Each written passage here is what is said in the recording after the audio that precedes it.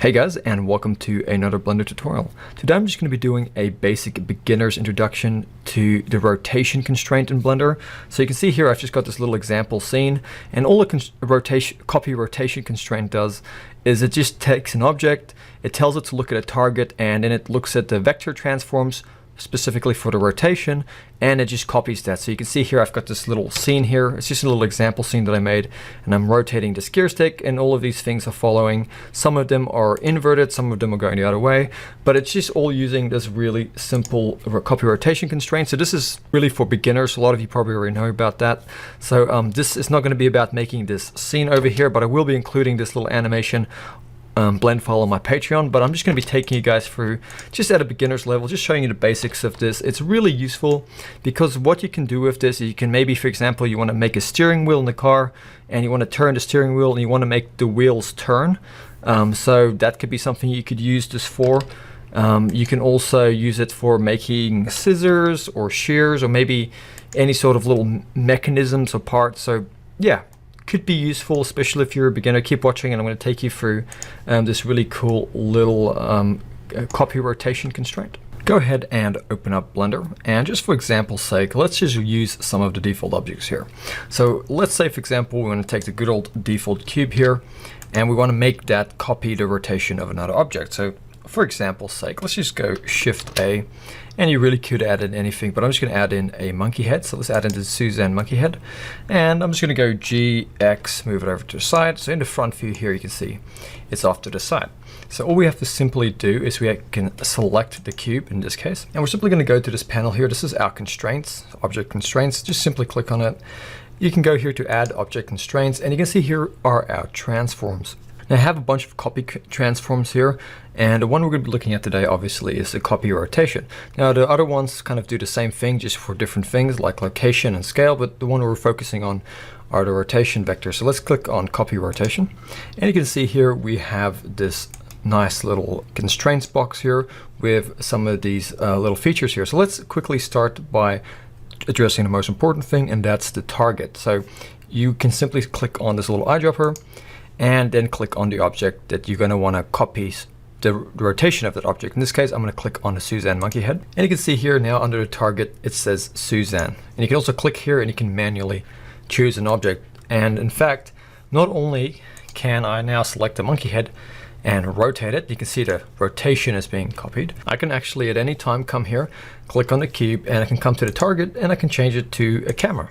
So now it's copying the camera. Now what you're going to notice is immediately the cube has turned, and the reason is if you actually select the default camera in the scene and you hit the N key on your properties and to bring up your properties panel and you go to your item, you're going to see here are some of our vector transforms. And you can see the default camera has some values on the rotation vectors. So if you actually come over here, you'll notice that the cube is actually copying that rotation. So with the camera active here, if you actually hover over the rotation vectors and you just hit the spacebar and it resets them all to the default values of 0, you can now see that the cube over here is doing the same thing. So if I now grab the camera and I hit R and I rotate it, you can see over here these rotation vectors are going all over the place and the cube is following. So let's quickly just select the cube again, and let's just go to our target and let's just change it back to the Suzanne monkey head.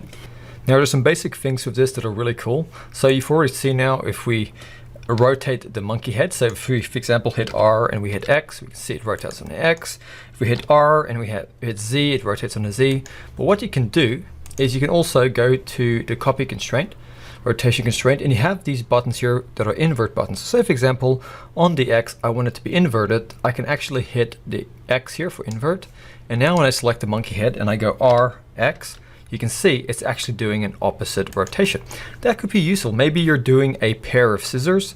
You might want to rotate one piece the other way and another piece the other way, so you can get that kind of cross-folding action. But now if I go RZ, you can see it's still following the correct rotation on the Z. And if I hit RY, it's still doing the correct rotation on the Y. But now because we have inverted the X value, you can see what's happening. Now I can also go here to the Y and the Z and enable them as well. And now if I hit R on all of these, so R, if I select the monkey and I go R, Z, you can see that's inverted, Y is inverted, and X is inverted. Pretty cool. What you can also do, if you go back to your copy constraint, you can also go here to the axis and you can actually disable this. So maybe I don't want the Y to be working. So I can only rotate on the X and the Z, but if I now try and rotate on the Y, so if I go RY, you can see it's not copying that rotation. Another really cool thing you can do, which can be useful, is just quickly enable these vectors again. What you can do is you can also select an object, like for example, we can take the monkey head here, and let's just duplicate that. And this monkey head, let's just quickly go and give it a copy rotation constraint. Let's click on the eyedropper, and now we're going to take the box here, and we're going to click on our actual box. And now what's happening is if we rotate this monkey head, this box here, the default cube, with its copy rotation constraint is looking at this Suzanne monkey head as a target. And now this new Suzanne monkey head is looking at that thing as a target. So what you can have is this stack of rotation constraints that kind of work as a layer or a hierarchy. So this cube here is looking at this monkey head, and then this monkey head is looking at the rotation of the cube. So it's kind of like this chain. So now if I rotate this monkey head, it's rotating the cube, and this new monkey head here is looking at the cube. So you can see how cool that is. You can kind of build this cool thing here. And what you can also do is you can now select this new monkey head, and you can come here and you can invert these. So now if I rotate the monkey head here on the X, you can see the cube is doing it, but this one over here is doing it in the inverse while it's copying this one. And there's all sorts of cool things you can do with that. Let's just quickly give an example. So if I quickly go and I add in maybe just a cube and move it forward, I'm just going to scale it down on the X, scale it out on the Y, and I'm just going to bring it over here. And I'm just going to go hold in Shift. I'm going to select the cube, and I'm going to go Control P, Object, keeps transform, and then I'm just going to duplicate this guy, bring it over to the monkey head, and then I'm just going to, with it active, hold in Shift, select the monkey head, Control P, and let's go Object, keep transform. So now if I grab the monkey head here and I go R, Z, and I rotate it, you can see I can make like a double rudder thing. Could be useful.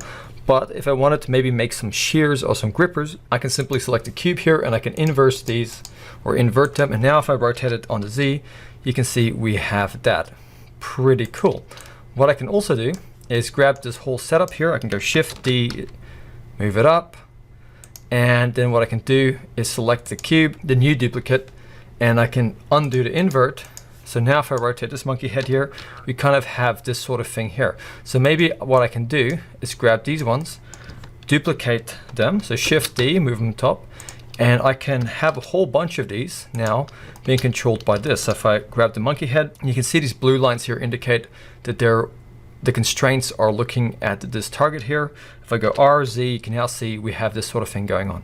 So this could make some really cool kind of mechanism. Maybe you're making some sort of shearing device or something you'd see on a combine. This is be some way you could really easily set up a little kind of constraint situation to easily control things like this. And at any time, you could grab any one of these individually and change some of the things over here so you get a little bit of different behavior. So it's just something fun. There's all sorts of really cool things you can do with constraints. You can use it, for example, on a steering wheel. So if you turn a steering wheel, you can have the wheels kind of copy that rotation. You can make them both different, so you can have the wheels turning while you turn a steering wheel, and you don't have to set up any sort of rigs or anything like that. So constraints can be really useful for stuff like that.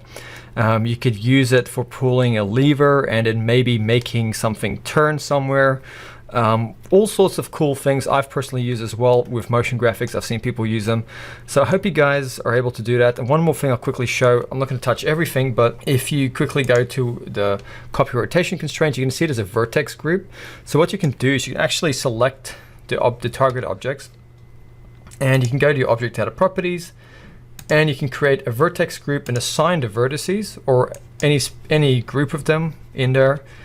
And then what you can do is go back to your constraint, and you can go to the vertex group, and now you should see a group, and you can click on that.